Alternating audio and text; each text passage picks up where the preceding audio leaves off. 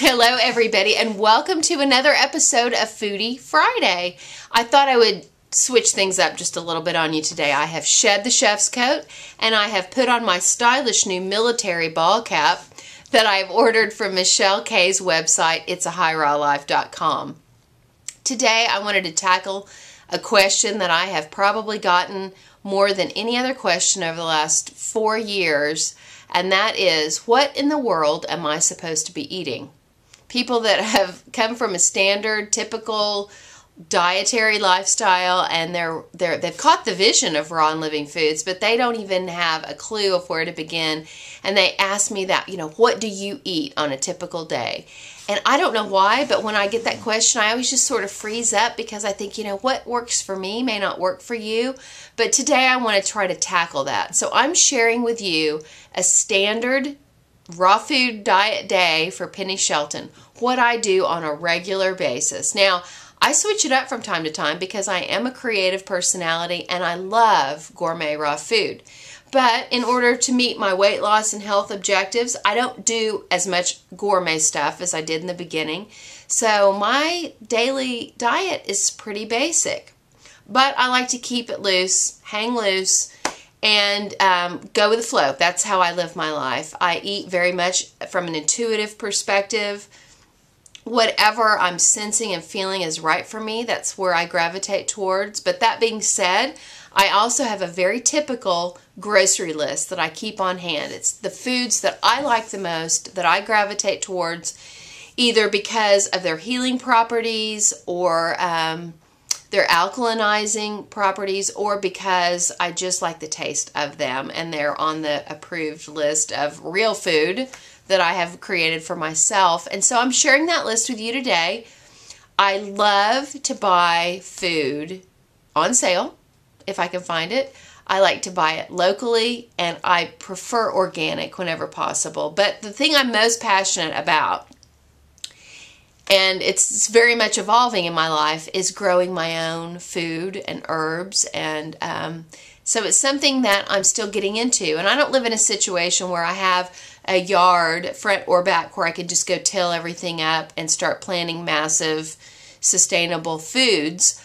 Although at some point in my life I hope to be able to do that. But I thought it would be cool to take you out into my little bitty baby brand new spring fledgling container and flower bed garden that I've started and show you what I'm up to. Come on, let's go check it out. It's a really overcast, cool spring day here in Tulsa. Oh, well, I thought maybe you might want to also see my little baby Eddie. Hi, Eddie. Hello, Eddie. He's such a little cutie, isn't he? Look at his little face. Hi, Eddie. Okay, they don't really care about you right now. Anyway, so I'm really excited about my new strawberry patch that I've planted. Our whole family loves strawberries, so I just planted that right outside our back door. And then the herbs that I love so much, these will all go into different recipes, but mainly salads. This is creeping thyme, I think. Rosemary, there's probably going to be a red bell pepper, basil, more peppers, oh, more strawberries, and more peppers. And then in this little flower bed, I have got some edible nasturtium started. I can't wait to have edible flowers. Flat leaf parsley, sage, oh, and mint. This is going to go crazy. I've spaced this out because I know how crazy it's going to be. Edible lavender, which I love. I think that's oregano.